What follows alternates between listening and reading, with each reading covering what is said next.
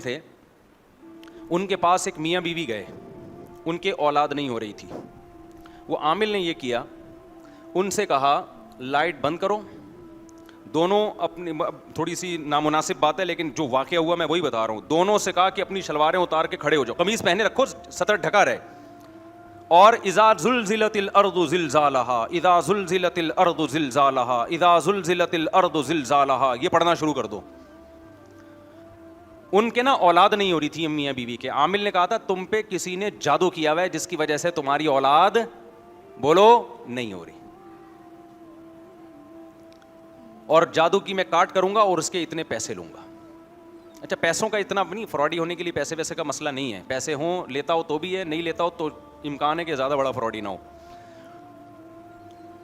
तो आमिल ने क्या किया, उन दोनों को खड़ा कर, पास जादू है जिसकी वजह से औलाद नहीं हो रही, उसकी काट करूंगा।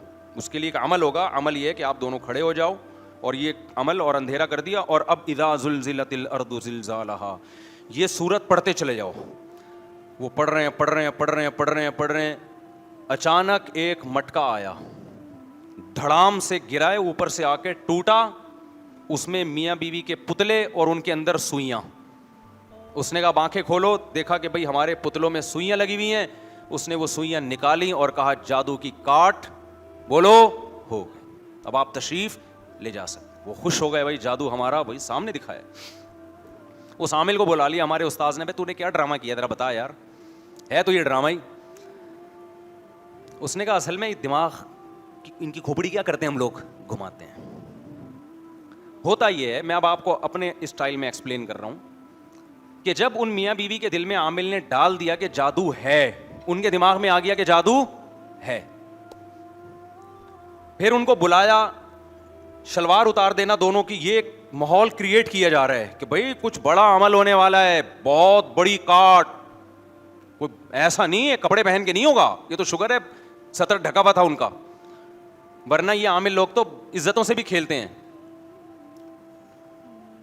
अब जनाब वो उनको कहा इज़ा ज़ुलज़िलतिल अर्दु ज़िलज़ालहा, हालांकि इस सूरत का जादू से कोई ताल्लुक नहीं। अब इसमें जलजला की वो है ना, जलजल, तो उससे और लगा बेटा अब तो कुछ यकीनन होने वाला है। अब वो पढ़ रहे हैं, पढ़ रहे हैं, पढ़ रहे हैं, तो ऐसी सूरत में होता ये है कि आप अगले के दिमाग को कैप्चर कर लेते हैं। वो लग रहा है कुछ हो रहा है, हालांकि हो कुछ भी नहीं रहा, और मटका दिखा दिया धड़ाम से। तो हमारे उस्ताद ने कहा यहाँ मटका तोड़ के दिखा तू। उसने कहा यहाँ नहीं हो सकता मदरसे में आपकी, क्योंकि उसके लिए वो माहौल चाहिए, वो दिमाग भी चाहिए बेवकूफ़ों का।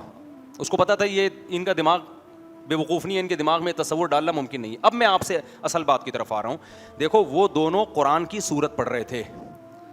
अब आप बताओ, मैं अक्सर ये बातें करता हूँ कि जादू कुरान के ज़रिए भी होता है।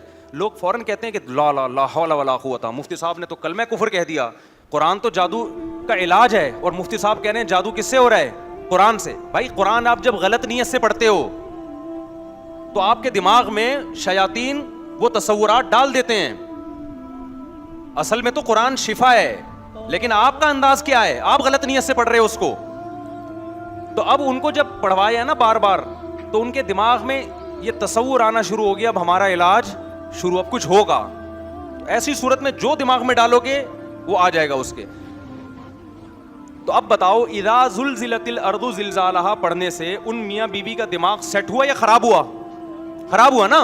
तो ऐसे ही, अब समझ में आई मिसाल, ऐसे ही याद रखो, बाज दफा ये जब अमलियात सीखते हैं ना ये लोग, तो कुछ वजीफे पढ़ते हैं, इनकी नीयत ये होती है हमारे जिन्नात अब हमारे काबू में आ रहे हैं, अब हम ये करेंगे, अब हम वो करेंगे।